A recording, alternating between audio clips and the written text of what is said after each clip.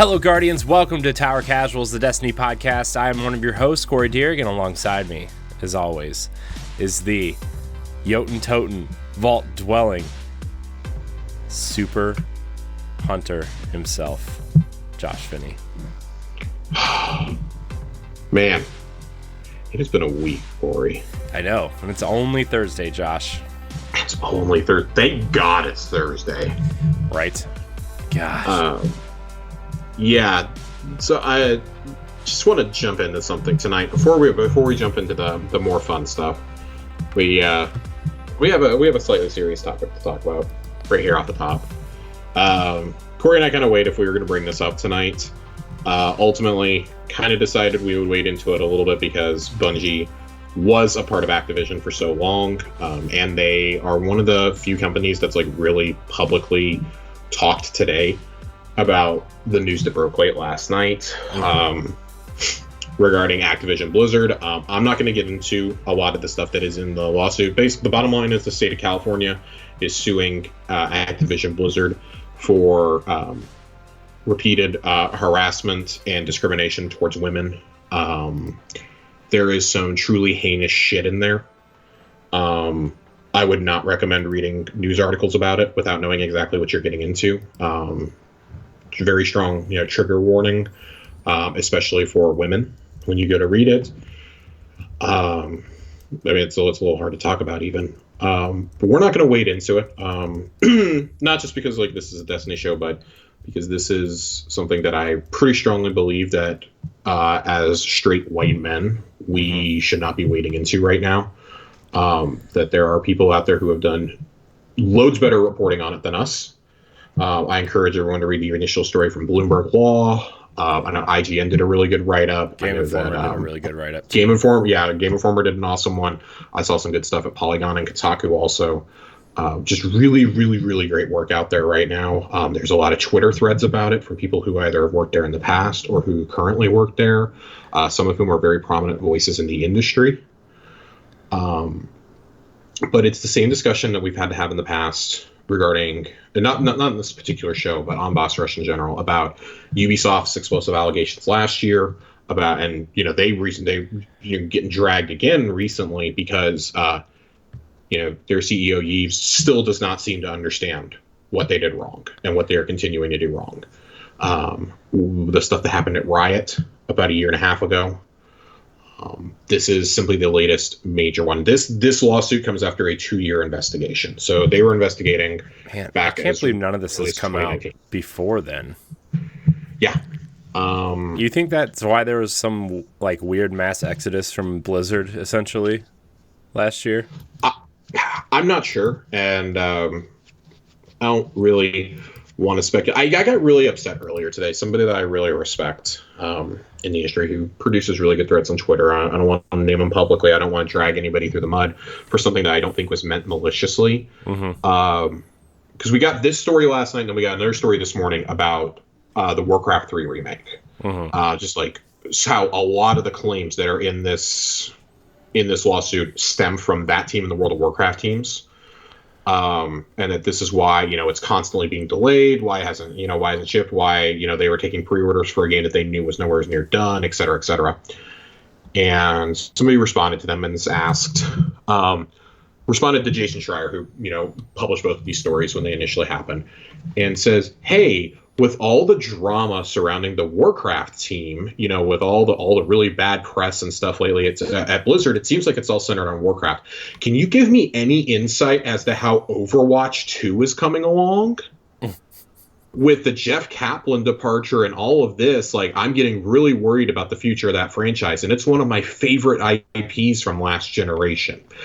I saw that and was fucking dumbfounded. I could not believe that somebody actually asked that. And it's not some rando with 200 followers. Right. This is a dude who has 23,000 followers was asking this question. And I'm just it took everything in me, and I really could not believe. I thought I misread it, so I went back and looked at it this evening.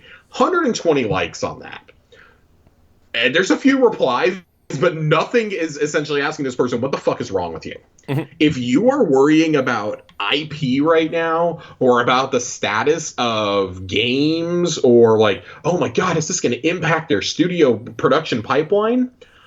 I'm going to say respectfully to you, as nicely as I can, fuck off. And then I want you to keep fucking off as far off as you possibly can. Because this is not the time or the place for this. These are very serious situations. This isn't there. Yes, there is a lot in this lawsuit about compensation, about promotions, about being given opportunities that men are. And then there's some really, really disturbing stuff in there that they go into pretty explicit detail on, because this is a lawsuit. Surely the discovery phase of the trial is going to add even more to this. Activision is already claiming that this isn't there was a bad culture, but all of this is just completely untrue. Well, which one is it? Yeah. You've proven now we can't trust anything you have to say. Again, numerous people in the industry who have worked there before or who have left have spoken out today. And then there are others who say, if you think this is only happening at Activision, at Ubisoft, you are out of your mind. You are simply out of your mind if you think that is the only place that this is happening. Right. So to kind of circle back, I want to share the thread that Bungie wrote this afternoon. Since we do know the Bungie split happened about 2 years ago. A little over 2 years ago, I guess. It was after Forsaken, but before Shadowkeep. So it was roughly right around the time that Season of Opulence came out. Maybe slightly before or after. I don't remember the exact time frame, but it was right around summer 2019. So about the time these claims started being investigated. This is the Bungie response to all of this, without explicitly naming Activision Blizzard. Bungie is built on empowering our people no matter who they are, where they are from, or how they identify. We have a responsibility to acknowledge, reflect, and do what we can to push back on a persistent culture of harassment, abuse, and inequality that exists in our industry. It is our responsibility to ensure this type of behavior is not tolerated at Bungie on any level, and that we never excuse it or sweep it under the rug. While the accounts in this week's news are difficult to read, we hope they will lead to justice, awareness, and accountability. We have a zero-tolerance policy for environments that support this toxic culture, and we are committed to rooting them out to defend those who are at risk. Women, people of color, and underrepresented communities have nothing to gain by reliving their trauma. We believe them when they come forward with reports of abuse or harassment. We don't pretend that Bungie is perfect and that no one has experienced harassment while working here, but we will not tolerate it and will confront it head on. And we will continue to do the work every day to be better. Our goal is to continue to improve the experience for everyone working at Bungie and do our part to make the gaming industry as a whole to be more welcoming and more inclusive. I think it's a really, really well-worded statement, frankly, from a company that we've seen many times is on the forefront of social justice issues. They took a pretty hardline stance last year on Black Lives Matter in the wake of the George Floyd shooting and the protests that we had across the country. They, constantly do stuff during Pride Month. They have done, I believe they did something for International Women's Day this year as well. And Bungie is one of those studios I feel like they acknowledge it here. No studio is perfect. We know Bungie's had some stuff in the past. There were some allegations that came up that, just like overlooking people of color before at Bungie, specifically with Asian Americans. That has happened. That was a story in the New York Times. I believe it was either earlier this summer or last summer that I was actually not made aware of until this afternoon. Yeah. And I'm glad that I went and read some of that today. No studio is immune from this, but I think this is the time for those of us who are in a position of privilege, such as Corey and myself, to sit back and not dictate the conversation. We have to get to a point where straight white guys are not the ones calling all the shots, because nothing changes then. Abusers will leave the studio they're at. They'll get chased out of there. They'll leave the studio. They'll go join somewhere else and be in a position of power, and they will keep doing this. It is a cycle that continues. Even if you root them out at one company, they're going to go somewhere else. We've seen it, we've seen it time and time again, not just in this industry. We've seen it happen in big tech. We've seen it in film. We've seen it in TV. We've seen it in journalism. Like, we've seen it everywhere. Like, it is not something that is exclusive to video games. But this is what we talk about when we say that diversity and inclusion is so important. You put underrepresented people in, women, people of color, gay people, lesbians, bisexual, trans. Like, we put people like that, we elevate people like that into positions of power, because then that makes a better environment for everybody, not just for the lucky few that happened, or, for those of us who happen to be born a certain way, who identify a certain way. And that's what we talk about. Like, when we talk about at Boss Rush about being better and about being inclusive. That's the kind of stuff we talk about. Mm-hmm. You should never be marginalized or harassed because of what gender you are, what skin color you are. We've had to remove people for that, right? Like, we've been very public and honest about it. Like, this is not a new topic on this show. No. We've removed people from our Discord. We've removed people from Facebook. We've removed people from our people that we work with, shows, stuff, right? Like, we've done that, all of that. And it sucks, like, being caught in the middle of something like that sucks. Obviously, what we're doing is not on as grand a scale as this, but I can assure you, it sucks. It starts small, though. It starts at the community level, right?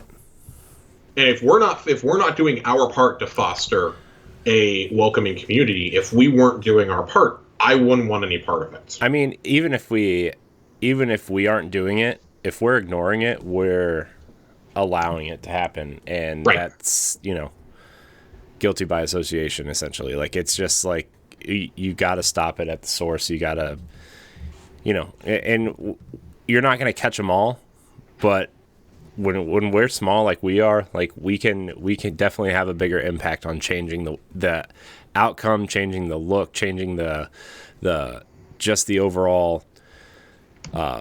What am I trying to say here? Just the overall appearance and promote people who aren't us, right? So, right. And I think for the most part we've done a pretty decent job at that. But again, we're speaking from a different perspective than most people. So, right. We are fortunate to be able to talk about it like we are. Yeah. We have never been on the receiving end of that. We never will be. And I think it's the responsibility of those people to be the ones to speak up, lead the charge for change, and give those reins to people who need to be in those positions. It does not need to be us. Right. It needs to be these undervalued voices. The world does not need more of us setting precedent and setting policy. It needs more of all of us. Mm-hmm. And this goes beyond a video game. This goes beyond Activision. This goes beyond Riot, beyond Ubisoft, beyond Bungie.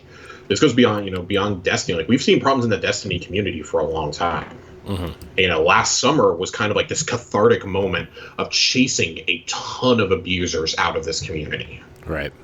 We've talked about those pretty at length here. If you go back to the early episodes of Tower Casuals, that was a lot of what we talked about last summer. Mm-hmm. And thank God this community has seemed to get a lot better. There is always work to be done. The work will literally never, ever end. There will be bigots. There will be harassers. There will be, one of the things in the complaint is it's a frat boy culture that was permeated there. There will always be those things. But if you're not doing the work on the surface level, if you're not checking your friends, one of your friends says something that's, bigoted or derogatory, if you're not calling them out on that, you're not doing the job. You're not doing the work. Right. Okay? Like, it starts at home, right? It starts at home. It starts in your friend circle, and that spreads outward. You're going to surround yourself with like-minded people inherently. Like, you're going to do that subconsciously. It's on all of us to make sure we're checking each other. Which something saying like, "Hey man, that's not cool. Like, you really shouldn't talk that way. You shouldn't act that way towards others," really goes a long way. So, yeah.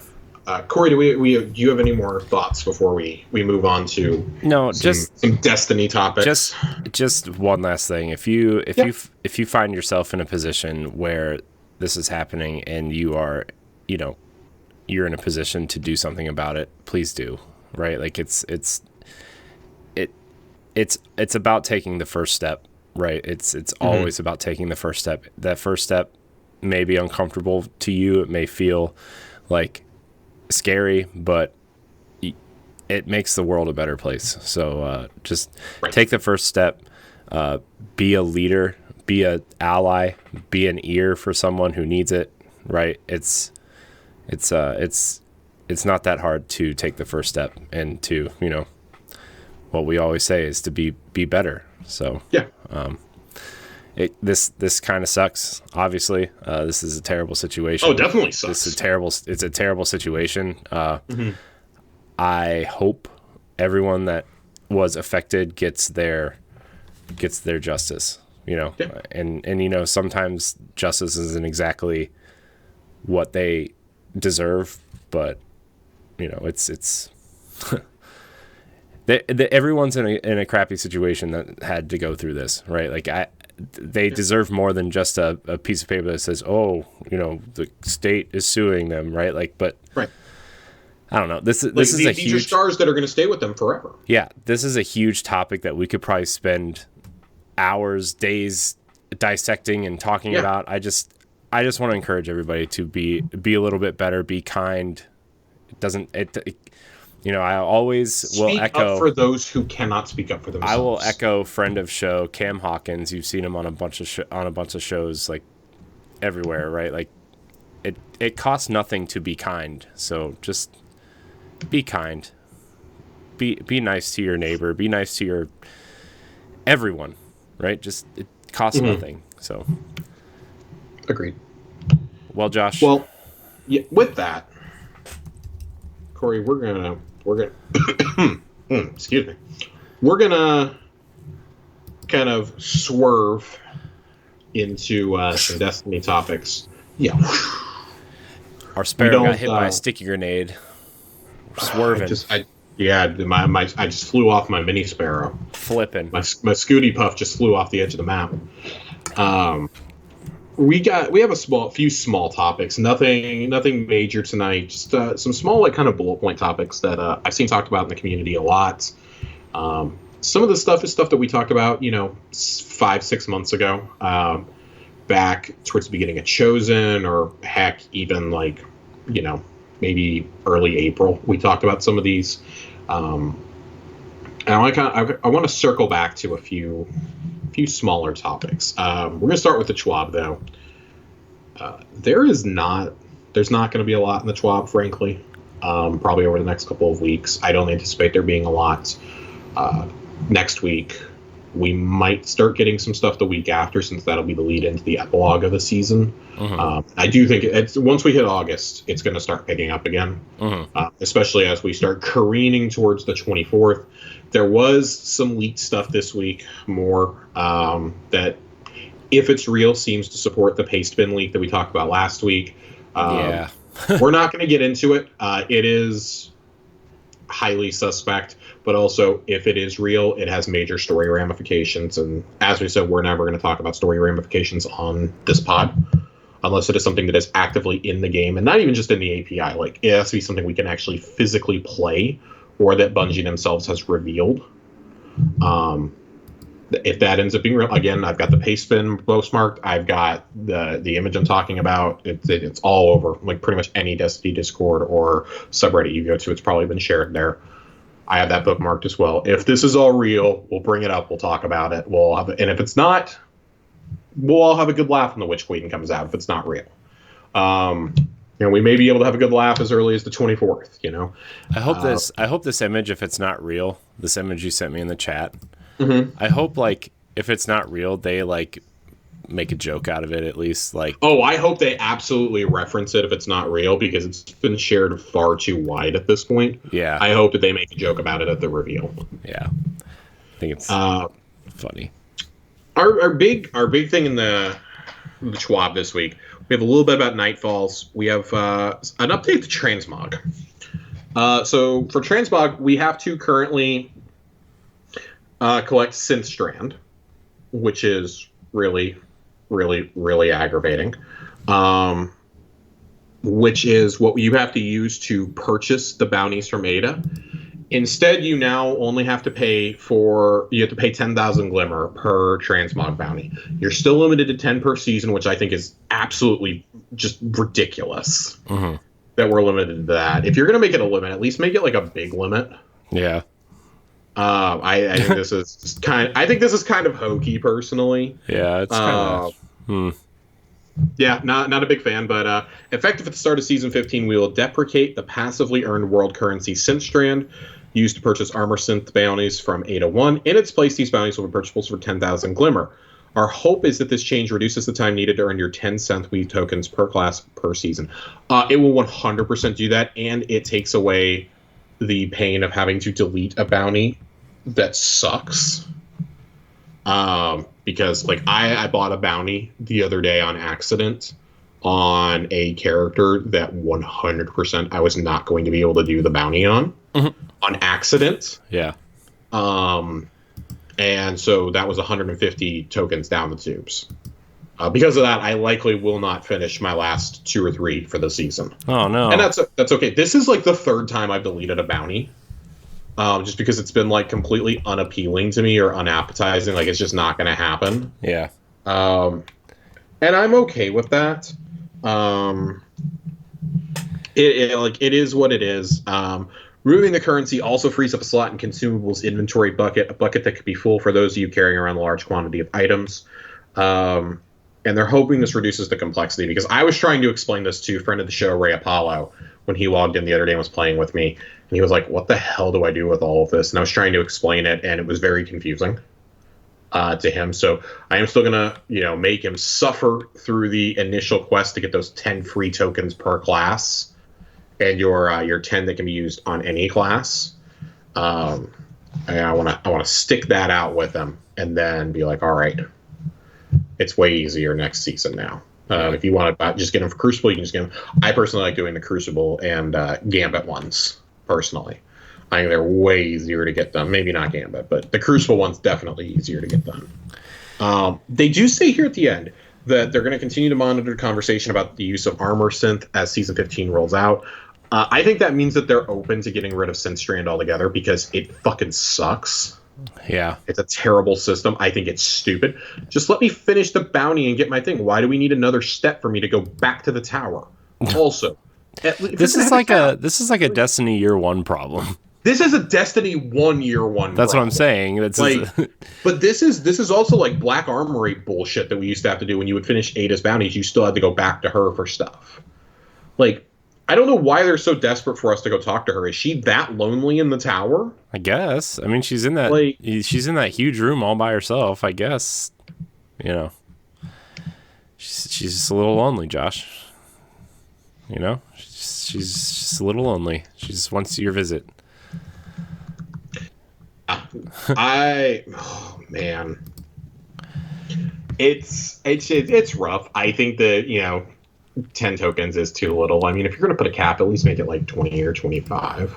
Yeah. Like, I get it. They want you to cave and like buy some tokens, but man, it feels bad. Like, let me do 10 on each character or something, but let me use them on any character.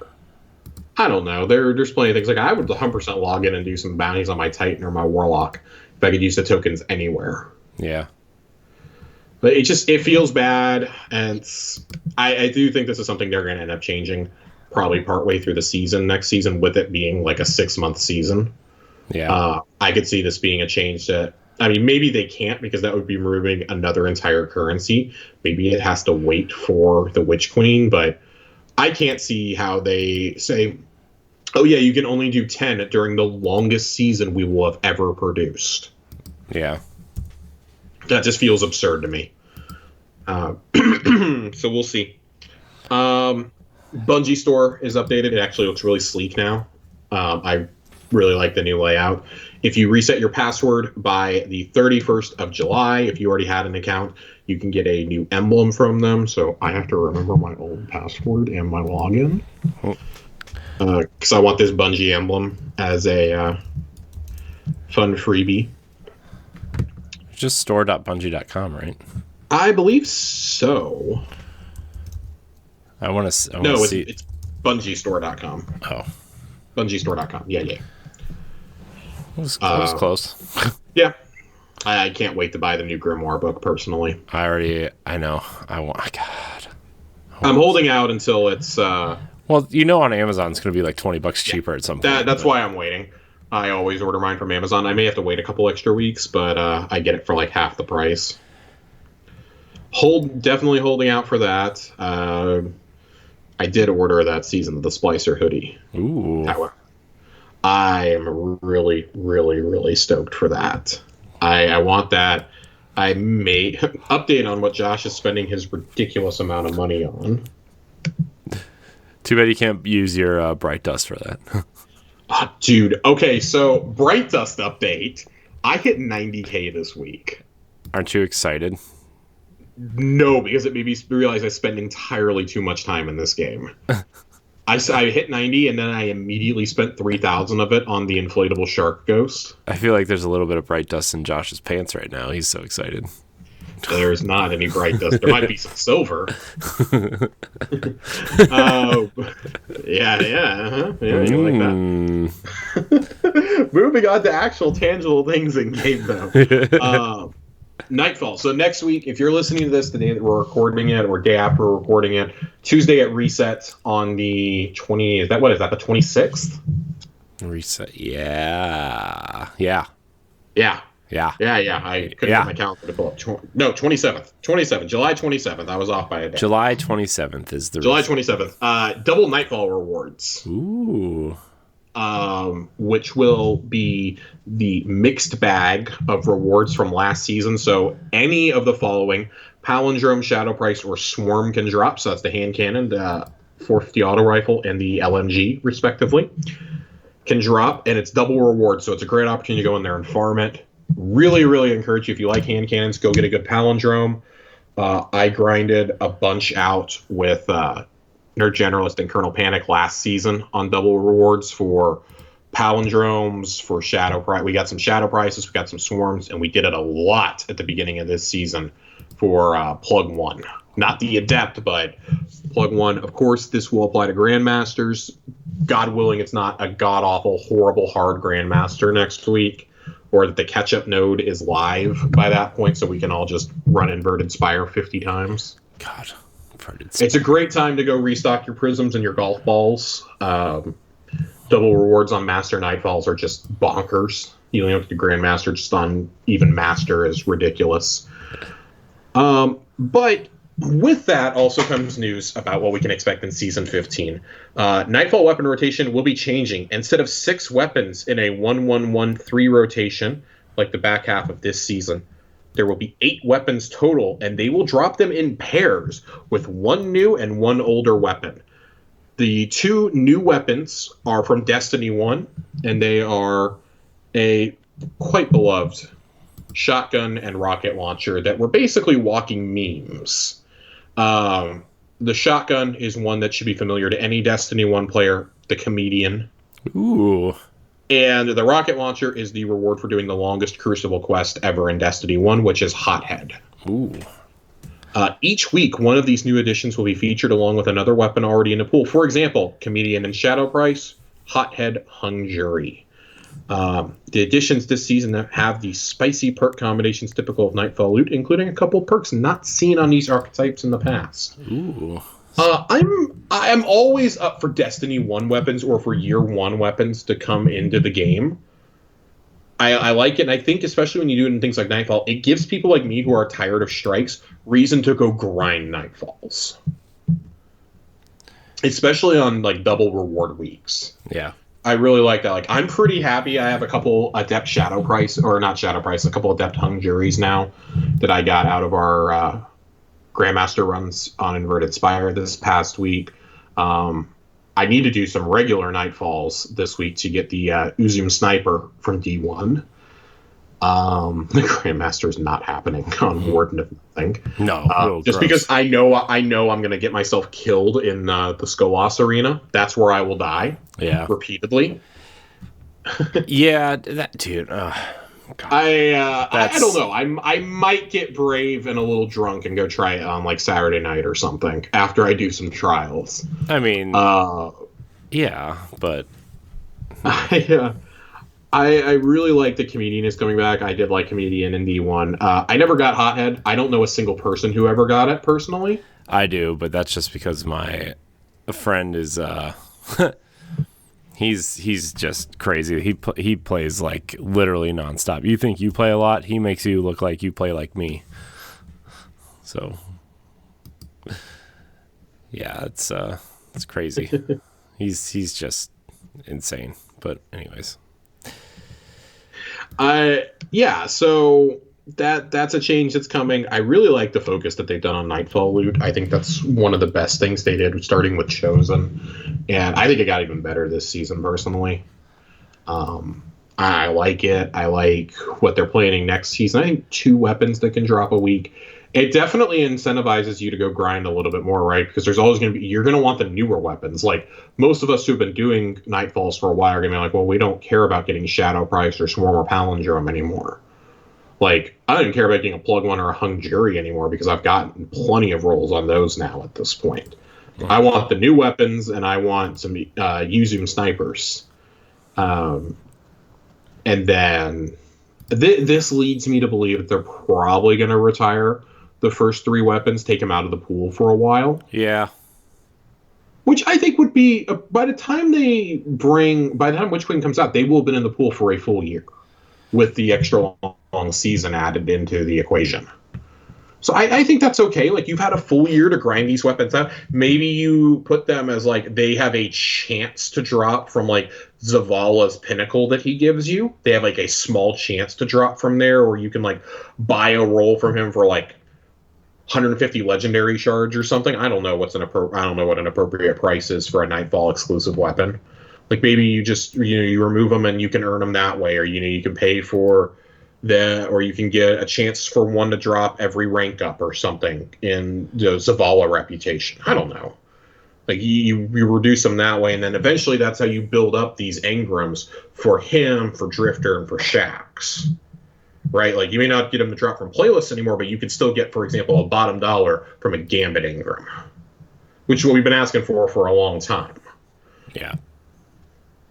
And that's kind of one of the ones I wanted to bring up with what we're talking about with the community. Is I've seen a lot of calls, especially this week, and I saw a lot this afternoon, saying, if you're going to do this, please start giving us weapons that are exclusive to these playlists in the engrams when we level up. The primes that you get for, like, every 3 sub-levels.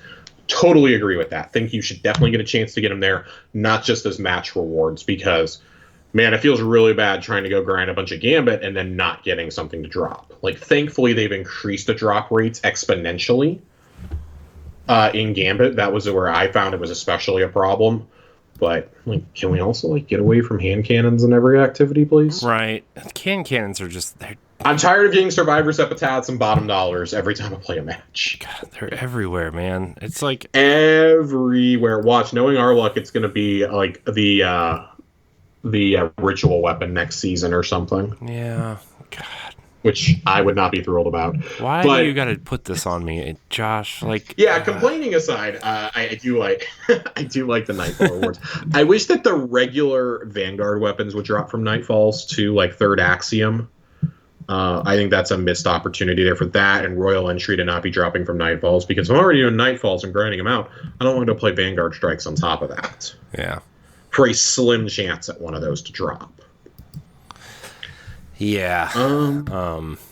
About that. There's a neat little blog post that they did the other day. They started sharing some articles from, what different roles at Bungie do. A tools engineer was one of them yesterday. They do some level designs and dialogue design, things like that. We got something that people thought was a leak about Aphrodite coming back. Like, Aphrodite directly talking to us in a mission, and they had to immediately get on Twitter and be like, no, that's not what this is. Like, that was from Forsaken, we scrapped it, or from Rise of Iron, and we scrapped that mission, this and that. I don't know if I believe that necessarily, because Aphrodite's been missing for a while. We've talked about it on this show a couple times, how we really want her to come back. And we think that, like, I feel the story is careening towards Saladin stepping away from the banner for a little while. Right.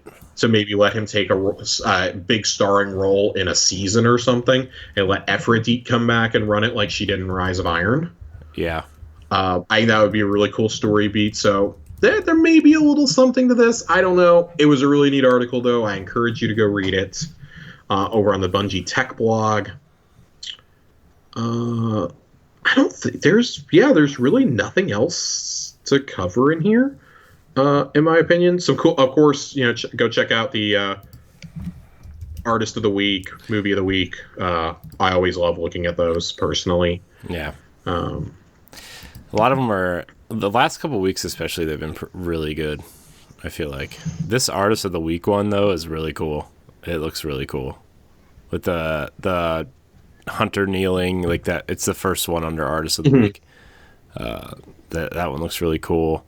There's a really cool one that I saw earlier this week, just because, like, I followed the topic Destiny on Twitter, which is good and bad sometimes. It's definitely bad more than it is good. I saw this really cool one of Mithrax and Saint teaming up to fight something, probably like the Hive. It was cool. It was really cool looking. So, but yeah. So I wanted to bring up an article that I read this week. We like talking about this guy a lot. Paul Tassi. Paul Tassi over at Forbes. He wrote Tassi Molassie. Tassi Molassie. Please, nobody ever tell him that we call him that. Kind of want to bring up an article that he wrote. We talked pretty extensively back in April with Nerd Generalist and A1 Johnny when we had them on during Corey's break about how the hell do we fix Trials? Because Trials was just an unbearable situation. It has gotten drastically better, in my opinion, since the nerf of stasis. Now, keep in mind, I am playing on console. I'm not playing on PC. Everybody on PC, I'm so sorry. It has not gotten better for you. The cheating situation is still rampant. It's still really, really bad. I have been having a better time in Trials, though. I got that sweet Trials chest piece a couple weeks ago. Very stoked. Nice. Yes, nice. Very stoked. I am 2 pieces away. I am the helmet and the class item away from having the full set of this new Trials armor, because I'm not getting screwed out of it like I did the chest piece from the first set that we got. I have 6 months to get a helmet and a class item to drop for the bounty. Which, I mean, that's my luck means it isn't going to happen. No, it has to happen. Dude, I'm speaking it into existence. But I like what Paul Tassi says. He says, in this, and I'm reading off my phone. I'm not reading off my computer. Bungie says they're going to change things with Trials of Osiris in the future. As of last week, they mentioned they were going to be making a Trials rank system, where if it's like the other ritual rank systems, may eliminate the concept of tokens and replace it with more consistent rewards. But that's only part of the problem with Trials right now, and there's a potentially significant fix for a core issue with the mode I've seen suggested roughly 1,000 times by now.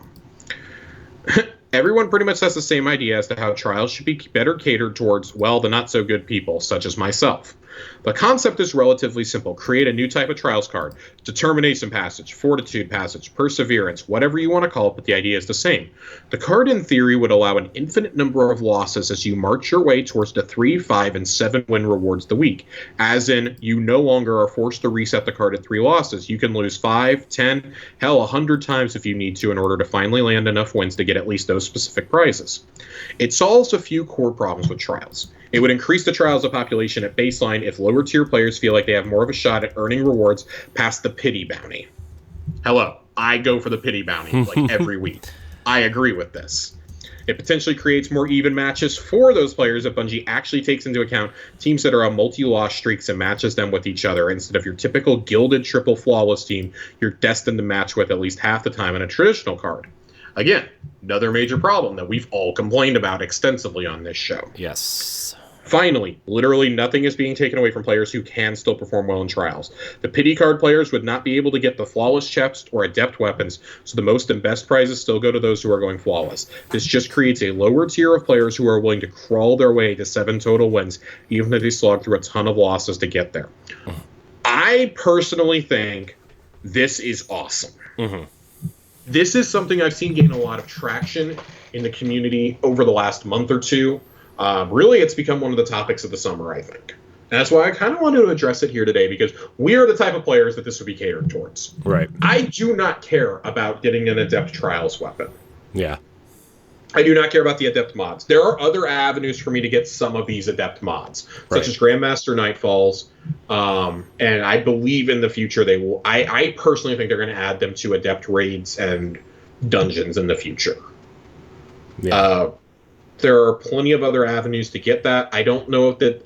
Personally, I don't think the Adept weapons give that much of a boost. It's that they have that boost, plus you can put the Adept mod on them. Right. I mean, I say that, but I use my Adept Shadow Price a lot, and I've used my Hung Jury a lot this week. They're good, but they don't feel like they're essential. I think just getting, like, the base version of a gun with, like, the best perks is much more important. So if you were to theoretically introduce something like this, and there was an actual rank-up system with Saint, I think that would be significantly better. Fucking tokens need to go. They need to be gone out of every single activity. I don't care what it is. That will be the last remaining activity with tokens. It needs to go. Yeah. It just does. We're done. I think right now, Trials as it exists is very discouraging for players who aren't at least somewhat competent in PvP to go into. I've matched it, Colonel and Nerd and I have gone in, or I've gone in with Johnny and our friend Mr. Hot Cheeks. Like, we've gone in, and people are just jumping off the edge of the map. They don't even wait to see if we're any good. They just are automatically jumping off. Because to them, that's better than having to match up against people who are potentially going to wipe the floor and teabag them every round. Yeah. I mean... And it's very bad that that's the point we're at in Trials right now, is that people don't feel like they can even try. This would be more welcoming, I feel. Yeah. Oh, definitely. Like, yeah, you're still going to get the people who are going to complain about it. They're still going to complain. And you will likely get players who will still pick up the Mercy passage and just jump off the edge. But I think this would be more welcoming and inclusive to those of us who play regular, like, Control, or we log in for Momentum or Breakthrough or something like that, to get in and be more casual with friends. Like, we're losing, but we're still having a good time because we're with buddies. Eventually, we're going to get matched up with somebody who's just as bad as us, and we're going to get another win on the card, and we're going to get a chance. But if you can have this passage all weekend, and like, okay, we'll slog out a couple matches today, we'll do a couple tomorrow, and like the last one on Monday. I think that would go a long way for a lot of people, myself included. And hey, you already have a couple rolls of, say, Messenger as the 7-win reward. You already have a couple rolls of that, and you don't really want another one? Cool, just do up through the 5-win. Make it a little bit easier on yourself. Like, a lot of us, myself, I care about getting the armor. I don't really care about a lot of the weapons. Right. Like, the main Trials weapons that are great to get are Messenger, Shayura's Wrath, which is the new SMG this season, and Igneous Hammer. That's about it. Like, Solace Scar is okay, the sword. Yeah. For me it's kind of about the armor anyway. Like you said, like, I mean, like, the weapons are cool and stuff. That's the bragging rights. Yeah, but also, like, I want to look cool, and armor never really gets, obviously doesn't get nerfed or buffed or anything. Like, these weapons, like, you could say, yeah, I got the Adept version, but then next season it could suck when they nerf that, archetype or whatever. And so, I don't know. I just think the armor always looks cool. I always like the Warlock Anubis helmet, especially. I always love the Warlock Trials armor. Oh, it looks so good. Yeah. Every time I see a new set, I'm like, man, I kind of wish I played a Warlock. But then I play a Warlock, and I'm like, Then you're like, no, that jump. That jump. But yeah, that was just kind of something I really wanted to bring up. Was I liked that article. I liked a lot of what it had to say. Yeah, it's a great article. It's a conversation that needs to become more and more prevalent. Yeah. Within Bungie, because it's not a great look when the main person who communicates with us, DMG, which we love Damage, we love Dylan. Dylan's a great guy, but he posts all the time about going flawless in Trials, or about getting to his 7 wins, and it's like, holy shit, you say you're not that good. Like, dude, have you seen how like 90% of us are in Trials? Like, please stop. Like, this is really aggravating to see from a community manager. Like, I get that you're trying to get all of us excited, but literally nobody gets excited for Trials right now. No. Like a PC, you have people cheating, and you have people cheating so badly they have like a fully automatic Wither Horde just spraying like a fucking super soaker across the map. Like, y'all got to get that anti-cheat working pretty quickly. Yeah. The other topic I wanted to bring up tonight. Oh, go ahead. No, I'm just saying. I'm just imagining an automatic Wither Horde that's like, man, there's a lot of pools there. It's the funniest video I've seen in a long time. I'm gonna have to look that up at some point. The final topic I wanted to bring up tonight, though, before we get into the lore corner, is about season passes. We touched on this a little bit, and having dabbled in some other games recently, namely Master Chief Collection, has really brought this to my attention, and it's been a topic that I've talked about with Nerd Generalist Colonel Panic a lot. Is let us buy the old season passes and complete them at our leisure. Infinite's going to let you do that. You can already do it in Master Chief Collection. You can choose which pass you want to progress at which time. Yeah.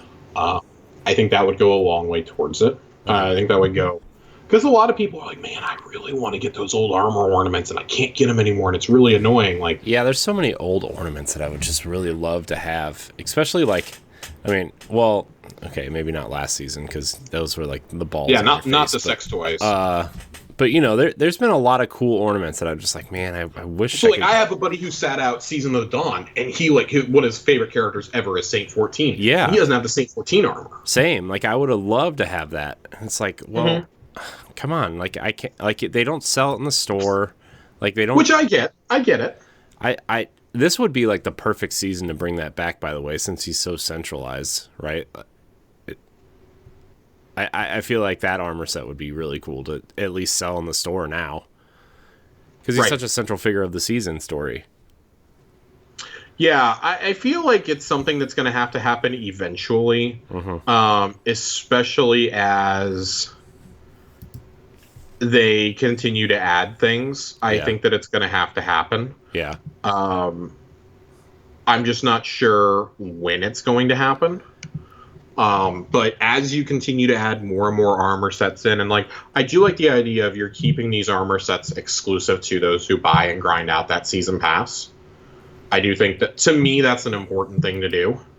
Yeah. Because that gives us incentive. Like, I've made the case before for the value of the season pass. One set of armor ornaments with silver costs $15 in the store. A season pass is $10, and you not only get the game content, you also get, you get the set of armor for all three characters. You get the armor ornaments. You get all your materials. You get all the bright engrams that are in there. You usually get a ship, a sparrow, some emotes, some shaders. Like, I think it's for $10. I think it's a great value personally. Yeah, and you have all that bright dust as well. Yeah. I think this would be a way for new players, like, just add a legacy section for season passes. Put it down where you have expansions now, and just like, if you've already finished it. Like, claim past rewards, but like, only let people claim the cosmetics or the bright engrams they didn't claim, for instance. Yeah. Like, let them go through and claim that stuff. Like, let them claim any unclaimed rewards before. Like, right now you can still claim stuff from the previous season if you bought that pass, up to what you unlocked through the app. But I would like to see the addition of these. Because I have friends who, sat out like an entire year, and now they're like, damn, I really wish I had some of that armor. Like, they look at some of the stuff that we had for, I don't know if it was necessarily our Rivals. It may have been the Beyond Light launch season, the Season of the Hunt stuff. Like, man, I really wish I had like the Ahamkara bone armor for Warlocks, and I can never get it again, and it looks so good. And I agree. I think it's one of the best sets of armor in the game for Warlocks. Yeah. Yeah, for sure. And you can't get it anymore. Like, that sucks. Yeah, I mean, there was when my daughter was born, I sat out a few seasons, and it was like, well, yeah, I can't get that stuff back now, right? Like, I think that's when the season of Dawn or Worthy, maybe. I don't know. Whatever season the Saint 14 armor set was out, and I missed it. I just and it sucks. Like, there's armor sets that I wish I could go back and get, and they're just not there. And it would be really cool to get, do what Halo is doing and be able to choose which season pass you upgrade at what time. It seems like such a simple solution, and I think Halo figured it out. Yeah, and it's funny to me that companies like, Microsoft, and because this is not just I said Microsoft, I meant to say Bungie. It's not a Bungie exclusive problem. Fortnite does the same. Fortnite does the same thing. Apex does the same thing. You can't go back and do, unless something has radically changed. I do not believe you can go back and do past season passes for those games. You can't. Do you think it's to keep people engaged though? Do you think it's to keep them coming back? Oh, I think it's absolutely. I think an element of it absolutely is some forced FOMO. Yeah. Because I kind of get that way. That's why I try to get my pass out of the way as soon as possible in the season. That way, in case something happens, I have mine done. Mm-hmm. And with the challenges, it truly never has been easier to do it. Yeah. I think your question becomes, at what point, where do you stop though? Like, yeah, you can let people get the season passes, or what's going to be next? Oh, let us go back and do the seasonal challenges for the extra bright test. Like, that, I think, is where I would draw the line and say, no, you want these passes? This is what you can grind out after you've done your stuff for this season.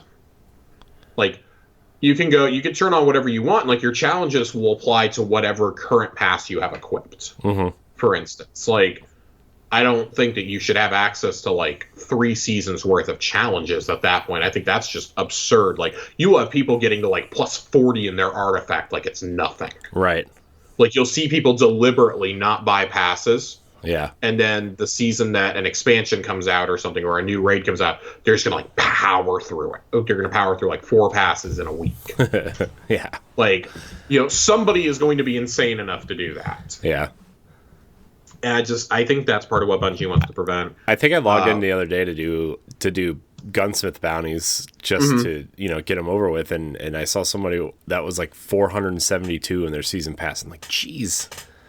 And I'm sure that's kind of like, I don't know. I feel like I'm seeing more and more of that lately. I'm like, gosh, man, I wish I had that kind of time.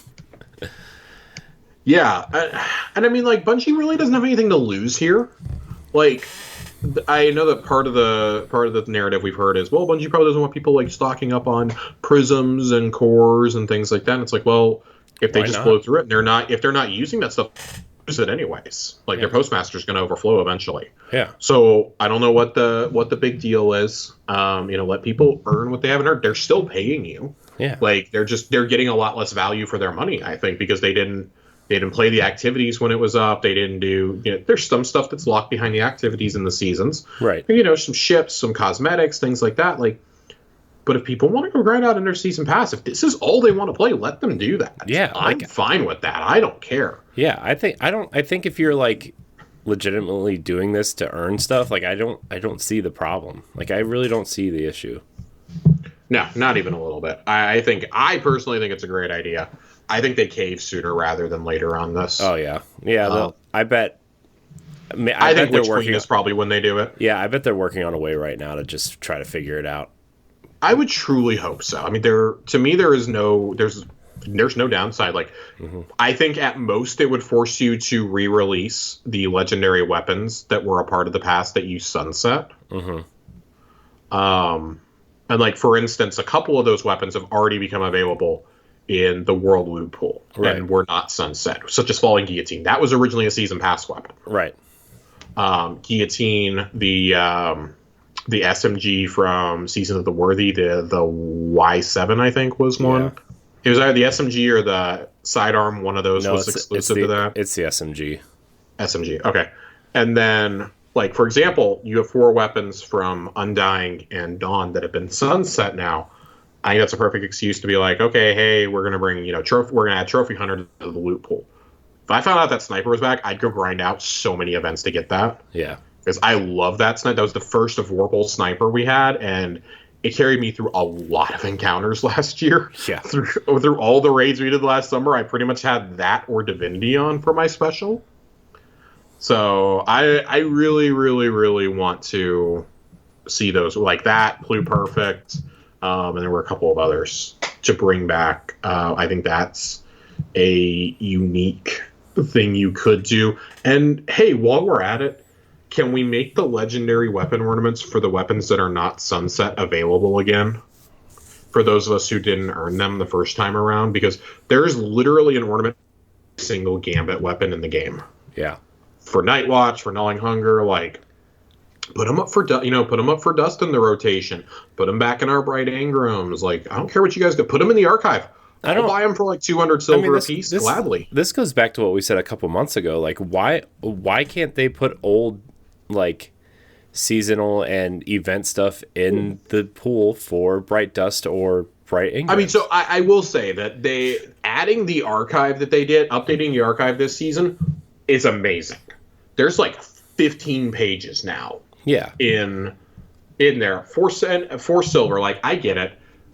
For people like me, though, sitting on a literal, like, smog-sized pile of Bright Dust, let me spend. I'm not going to spend all that. Josh is literally Scrooge McDucking in this Bright Dust. Dude, I've already said that I'm 100K pretty quickly in the next season. I'm going to hit up. By the time I finish my pass, I'll be at 100K. Mm-hmm. I plan on accumulating Bright Dust through the events through Festival of the Lost, through Dawning, through anything else they do with extra Bright Dust. And then when Witch Queen hits, I'm just going to start spending it. I'm going to go on spending sprees. I'm just going to buy stuff I have no intention of ever using to spend it, because I've got so much. I could literally buy everything in the store this season and probably still have like 30,000 Bright Dust left over. Right. Like, I will never allow myself to get that low, but I will spend 5 digits of Bright Dust in a heartbeat. Like, I will be buying the Dino armor for at least my Hunter. Yeah. I might buy it for my Warlock. Oh, I'm buying it all. I'm gonna buy it all.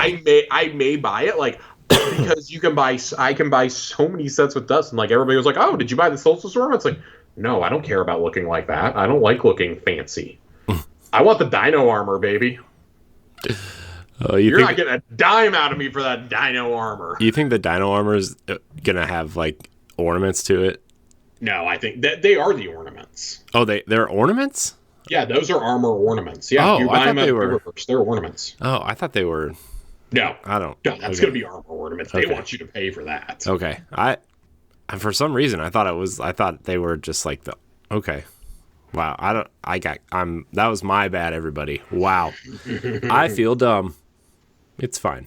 I am 100% buying it with Bright Dust. That's only 6,000 though. I gotta find other things to spend this stuff on. It's true. It's very true. Maybe you'll spend it on that Spartan armor from Halo, the Halo crossover event. God is my witness. If the Halo crossover happens, I will buy all 3 armor sets. Yeah. Yeah. Even if I never load up my Titan again, I'll still buy Spartan armor for it. Gosh, man. I want to believe, but I don't want to spend another half hour talking about what Spartan armor is going on which class. So right. So let's just go ahead and let's get us out of here, the Josh. lore corner this week. I gotta get good old Ada pulled up for us. Yeah, Ada-1 they call her. Ada-1. We're gonna talk a little bit more about Ada this week. I am like rapidly getting to the point where I'm starting to run out of things for this season though, so I'm gonna need them to hurry up and give me the lore for the rest of the season so I can talk about it. Because there are a few things that I cannot yet talk about. I need them to just hurry up and do it so I have something for the last couple of weeks. Hurry up, Bungie! Right. So pathfinding number 3, searching. Ada-1 tapped her foot impatiently while standing in the cryptarium. So can you do it? Rahul looked up lazily. Rahul, you fuck. Looked up lazily from his data pad and scowled. What a ridiculous question. Of course I am. It's a question of when I'll have the time. Ada's head tilted down. I didn't realize we were indulging in semantics. Rahul's response was arid as he tapped away on the device. There is no greater pleasure. Very well, when do you think you will have the time? Rahul placed a hand on his chin. The influx of data from Europa is significant, on top of the routine Guardian armament support, not to mention the open-ended nature of your query. The Cryptarch's eyes flitted as he thought through the problem. A conservative guess would be 2 to 3 weeks. Ada groaned. That's absurd. I cannot sit around for that long. You must understand, Rahul replied. I made no statements regarding what you should do with your time. Ada gripped the Cryptarch's desk. Fine, can I search for it myself? Rahul shook his head. Access to the classified archives is limited to sanctioned guardians, tower support staff, or the Vanguard themselves. You are none of those things. Ada scoffed. Don't be ridiculous. I've seen that drifter perusing this data on a weekly basis for his own amusement. That's not... There's no way. Rahul stammered and blushed. I assure you, no such breach has occurred. Ada folded her arms as Rahul continued. And even if it had, one crime doesn't excuse another. Ada leaned forward assertively. I guess you will be of no help then. Rahul shrugged. Not for 2 to 3 weeks at the very least.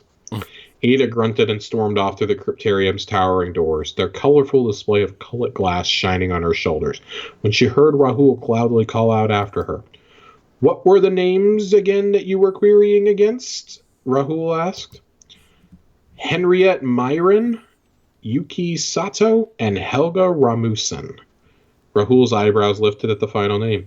You may be in luck. It seems our interests have overlapped. Ooh.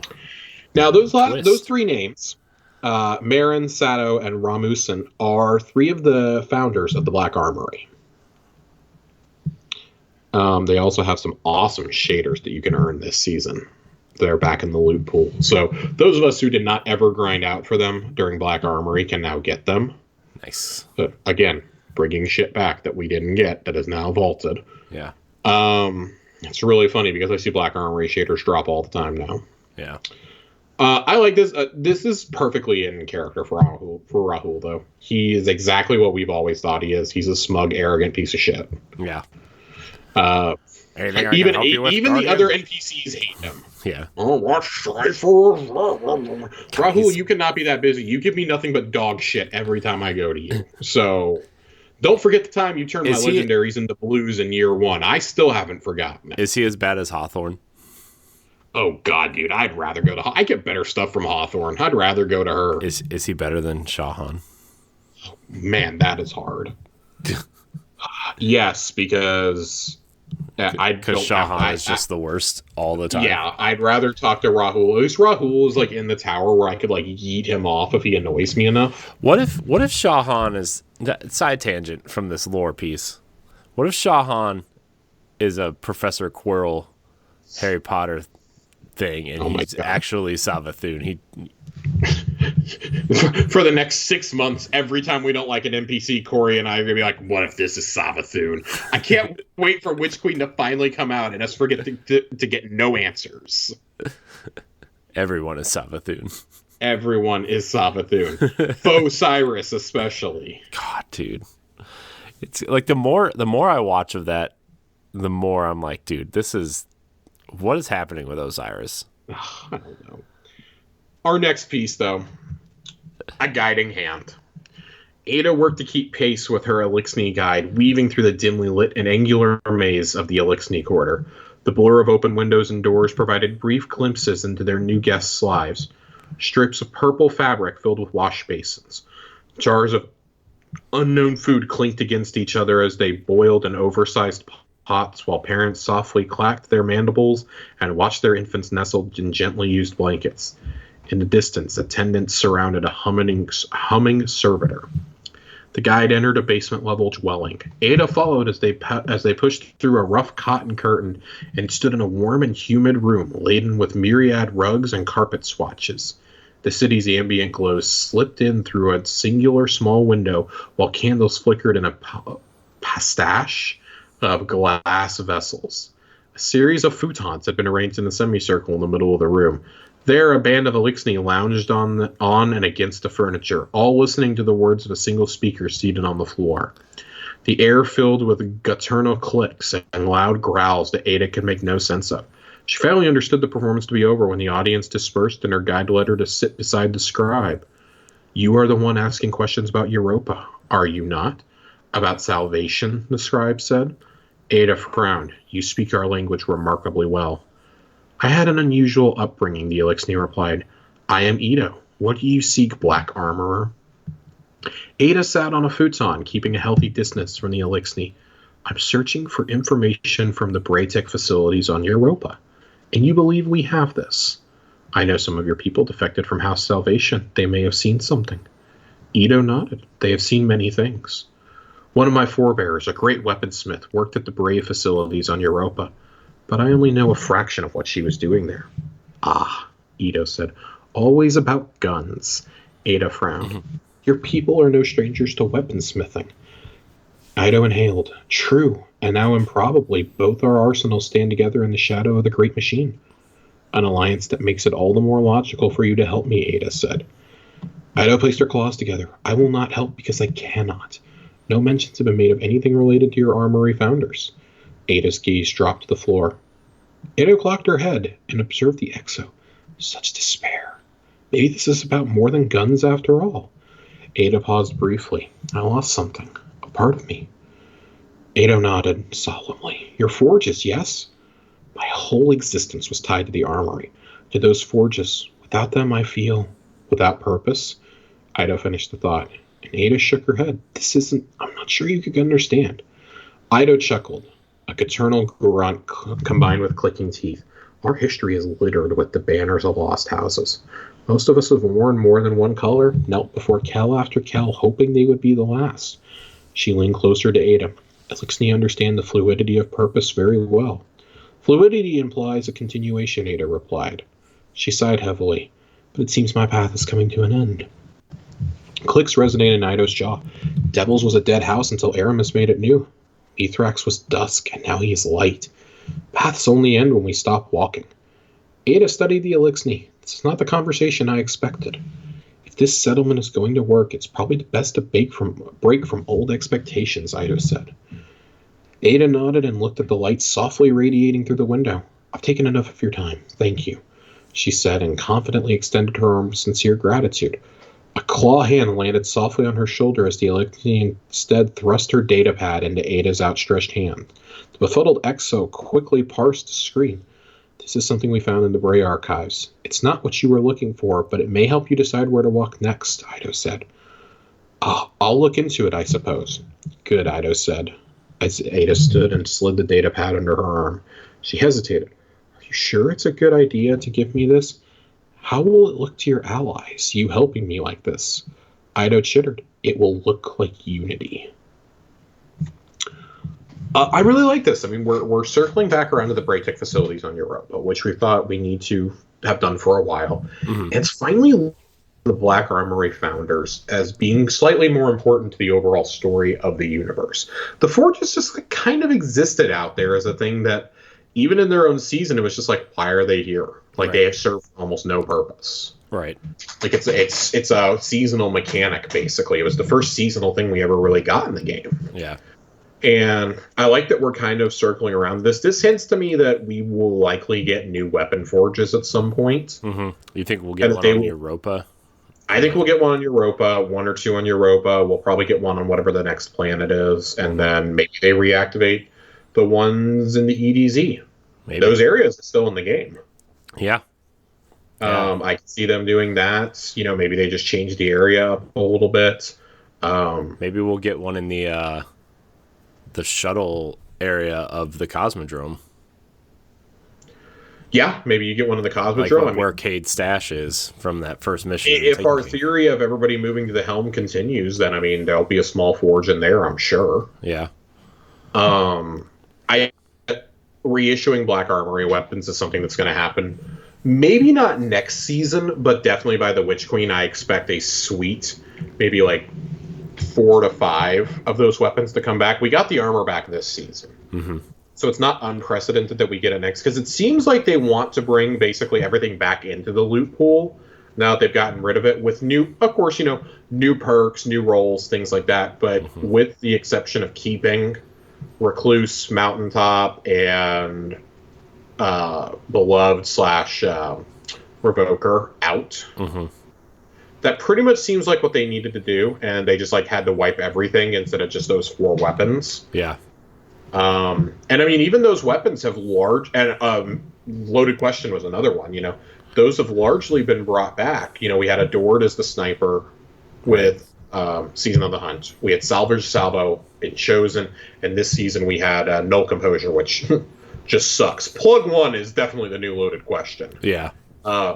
The speculation is that next season is likely going to be an SMG of some kind, if we're keeping with the pattern of, okay, things that were problematic and got pulled. Mm-hmm.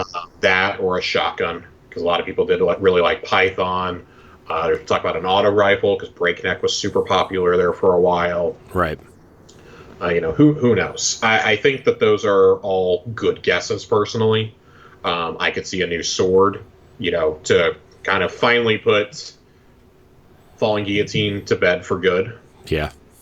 Just kind of nerf Guillotine in the ground and be like, this is. They've been nerfing it, and it's still like it's still like the second best sword in the game, behind like the Crown Splitter. Yeah, Crown Splitter, man, and that's a class special sword. So, I think that this is good though. This definitely allows for deeper lore threads, because the person she's talking to, the Elixir she's talking to, is Mithrax's daughter, Sigurito, who get into some of the lore surrounding her and some of the things that she shares, some of the information she shares about go and have your ghost scan things in the Elixir corner. I want to get into some of that in the coming weeks, continuing on from this, talk about a lot of the Elixir.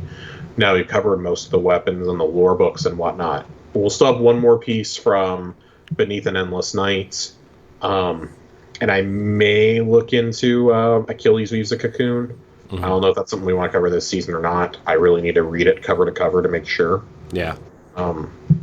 If not, it's something we can cover next season, because it's. Oh yeah, we'll definitely have time next season. I don't know. Dude, what if they have like a new story beat every week for 6 months in the next season? That would drive me nuts. I would actually hate that. I fully intend to be able to take a nice, good chunk off. Yeah. But I plan on doing it before Halo even comes out. Yeah, there's a lot of games coming out that I want to check out, like Metroid Dread and Guardians of the Galaxy and Halo and Forza. You and I basically have the same playlist, I think. Yeah.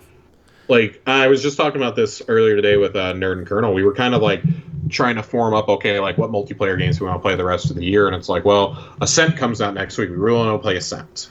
I want to play Flight Sim for at least a couple days. Yeah.